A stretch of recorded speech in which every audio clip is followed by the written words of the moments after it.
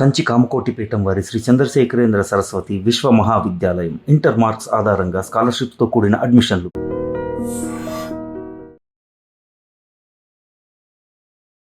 నమస్కారం, welcome to I dream. ధర్మ మార్గం విత్ విజిత కార్యక్రమానికి స్వాగతం.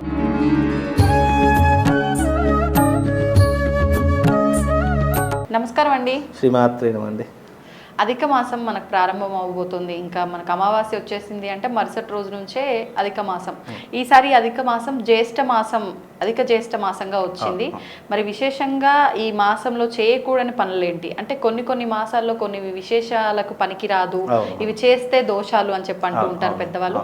అలాంటి విశేషాలు ఏమున్నాయో వివరించండి. తప్పకుండా అండి. ముందుగా వీక్షిస్తున్న ప్రేక్షకులందరికీ శ్రీమాత్రే నమః, శ్రీ గురుభ్యో నమః. యాదేవి సర్వభూతేషు మాతృరూపేణ సంస్థిత నమస్తస్సై నమస్తస్సై నమస్తస్సై నమో నమః. అధిక మాసము చాలా విశేషమైనటువంటి మాసము. అధికస్య అధిక ఫలము అని శాస్త్రము. అంటే ఈ అధిక మాసంలో ఒక్కింత పుణ్యం చేసినా కూడా అది 30 ఇంతల పుణ్యాన్ని మనకు కలగజేస్తుంది. అంటే 100% పుణ్యాన్ని మనకు అందించేటటువంటి మాసమే అధిక మాసం. దీని పురుషోత్తమ మాసం అని కూడా పిలుస్తూ ఉంటాము. అయితే అధిక మాసంలో చేయకూడనటువంటివి ఏమిటి అని అంటే కనుక మానవ కళ్యాణానికి ఉపయోగపడేటటువంటి ఎలాంటి శుభకార్యాలు కూడా చేయకూడదు అని శాస్త్రవచనం. అందులోనూ ఇప్పుడున్నటువంటి ఈ అధిక మాసము అనేటటువంటిది విశేషంగా చేయకూడనటువంటి ఏమిటి అని అంటే కనుక వివాహం చేయకూడదు, గృహప్రవేశాలు చేయకూడదు, నామకరణాలు చేయకూడదు, ఎంగేజ్మెంట్ లాంటివి చేయకూడదు. అంటే మనిషి జీవితానికి ఉపయోగపడేటటువంటివి ఏవైతే ఉన్నాయో అవి ఏవి కూడా ఈ యొక్క అధిక మాసంలో చేయకూడదు. చేయవలసిన విశేషంగా అధిక మాసం ప్రతి 3 సంవత్సరాలకు ఒకసారి వచ్చేటటువంటి మాసమే అధిక మాసము. కాబట్టి ఈ అధిక మాసాన్ని మనము దేనికోసం ఉపయోగించుకోవాలి అంటే కనుక దానము ప్లస్ ధర్మము తర్వాత పుణ్యకర్మలు, దీనికోసం మాత్రమే అధిక మాసాన్ని ఉపయోగించుకోవాలి తప్ప మానవ కళ్యాణానికి ఏవైతే ఉపయోగపడేటటువంటి పనులు ఉన్నాయో అవి మాత్రం చేసుకోకూడదు అనేటటువంటి శాస్త్రవచనం. ఇక ఇప్పుడున్నటువంటి ఈ పురుషోత్తమ మాసం ఏదైతే ఉంటుందో దేవతా కర్మలకు, యజ్ఞ యాగాదులకు, అందులోనూ అధిక మాసంలో చేసే జప తప హోమాలకు చాలా ఫలితం దక్కుతుంది అనేటటువంటిది శాస్త్రవచనం. అందుకే అధిక మాసంలో మనం పుణ్యాన్ని పెంచుకోవడానికి, ఎందుకంటే ఇది ప్రతి సంవత్సరం వచ్చేటటువంటిది కాదు, కేవలం 3 సంవత్సరాలకు ఒకసారి వచ్చేటటువంటి మాసమే అధిక మాసం. అధిక మాసం వచ్చిందంటే మన తెలుగు సంవత్సరాల్లో 1 నెల పెరుగుతుంది. అంటే మనకు ఈ సంవత్సరం 13 నెలలు వస్తాయి అనేటటువంటిది మనం విశేషంగా గమనించాలి. కాబట్టి ఈ మాసంలో విశేషంగా చేయకూడనటువంటివి ఏమి ఉన్నాయి అంటే గనక అందులో విశేషంగా చేయకూడనటువంటి చాలా రకాలు. అంటే మానవ నిర్మితమైనటువంటి ఈ యొక్క ప్రపంచంలో ఈ భరతఖండంలో మామూలుగా అధిక మాసం వచ్చింది అని అంటే గనక దీనికి చేయకూడనటువంటి విధానాలు ఎలా ఉంటాయి అని అంటే కనుక ముఖ్యంగా మనిషి చేసేటటువంటి ప్రయోజనాలు ఏవైతే ఉన్నాయో లేదా మనిషి చేసే కర్మలు ఏవైతే ఉన్నాయో నువ్వు ఏదైతే చేస్తావో అదే నీకు రిటర్న్గా వస్తుంది. దుష్కర్మలు చేయడము, దుష్కర్మల్లో అనేటటువంటివి పాపకర్మలు కావచ్చు. ఇప్పుడు 4 గోడల మధ్య ఎవరు చూడట్లేదు కదా, నేను దీంట్లో ఏం చేసినా నడుస్తుంది అని అంటే కనుక పైన భగవంతుడు అన్నీ క్యాలిక్యులేట్ చేస్తాడు. నువ్వు దీంట్లో ఏం చేసినా కానీ అది మళ్ళీ నీకు 33 రెట్ల వంతు పాపకర్మను పెంచేస్తుంది. అలా పెంచేటటువంటి పాపకర్మలు అనేక రకాలుగా ఉంటూ ఉంటాయి.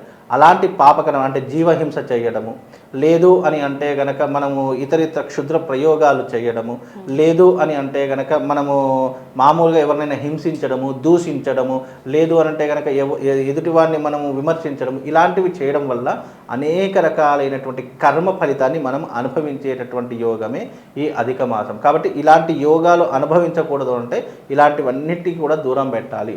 అధిక మాసంలో కేవలం నువ్వు జపారాధన, లేదు అని అంటే కనుక దైవిక ఆరాధన చేసుకోవడం నీ జీవితానికి ఎన్నో రెట్ల పుణ్యాన్ని పెంచేటటువంటిది ఈ యొక్క అధిక మాసం. కాబట్టి ఈ అధిక మాసాన్ని మనము ఏ రకంగా ఉపయోగించుకుంటే అదే రిఫ్లెక్షన్ మనకు పట్టబోతుంది. కనుక జీవితంలో ఎప్పుడైనా గుర్తుపెట్టుకోండి, అధిక మాసము 3 సంవత్సరాలకు ఒకసారి వస్తుంది. కాబట్టి దీన్ని నువ్వు సరిగ్గా యూటిలైజ్ చేసుకుంటే, సరిగ్గా వినియోగించుకుంటే కనుక ఈ సంవత్సరము నీకు ఎన్నో రకాలైనటువంటి లాభాలు రావడానికి, ఎన్నో రకాలైన పుణ్యాన్ని నువ్వు పొందడానికి ఈ అధిక మాసం నీ జీవితంలో ఉపయోగపడేటటువంటి గొప్పనైనటువంటి మాసం. కాబట్టి దీన్ని సరిగ్గా ఆరాధన చేసుకుంటూ సరిగ్గా వినియోగించుకుంటే, అలాగే అధిక మాసంలో చేసే ప్రతి ఒక్క దానం వెనక ఎన్నో రకాలైనటువంటి పుణ్యకర్మలను మనను పట్టుకుంటాయి. కాబట్టి పుణ్యకర్మను మనం పట్టుకోవాలంటే పాపకర్మను వదిలిపెట్టాలంటే ఈ అధిక మాసమే చాలా ఉత్కృష్టమైనటువంటి మాసము. ఎటువంటి దానాలు చేయాలంటారు విశేషంగా?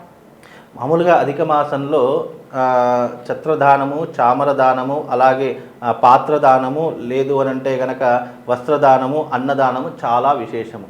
అందుకే మీరు ఎప్పుడైనా గమనించండి, వేసవి కాలంలో ఈ అధిక మాసం వచ్చింది కాబట్టి నీటి దానం చాలా విశేషమైనటువంటిది. అలాగే పాదరక్షలు అంటే చెప్పులు దానం చేయడం చాలా విశేషము.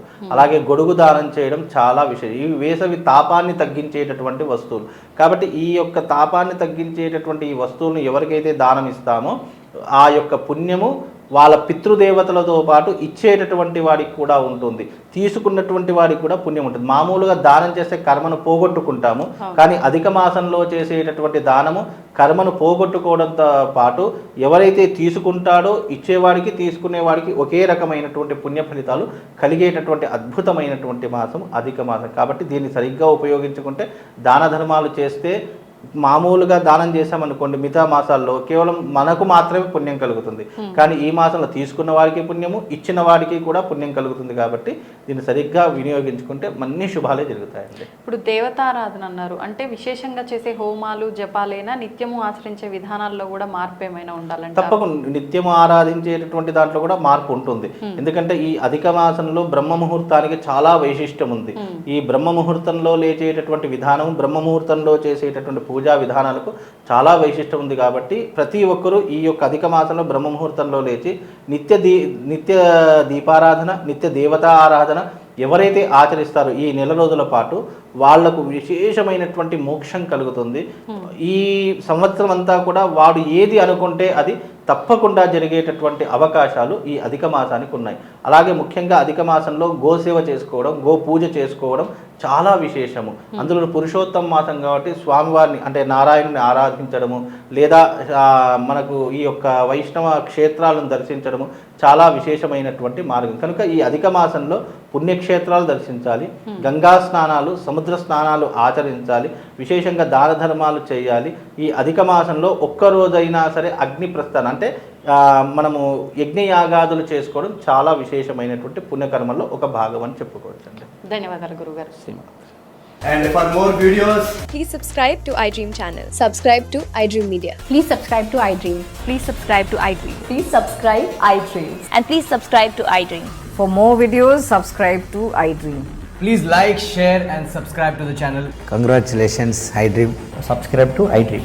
Subscribe to iDream. So subscribe to iDream Media. iDream ki iDream team andarki huge congratulations. Please subscribe iDream Media. Please subscribe to iDream. Subscribe iDream. Please subscribe to iDream. iDream అంటే నా కళల ఛానల్ను సబ్స్క్రైబ్ చేసుకున్న నోరు తిరుగుతలేదు, మీరైతే గంట గుర్తు కొట్టండి. For more such videos, please subscribe to iDream.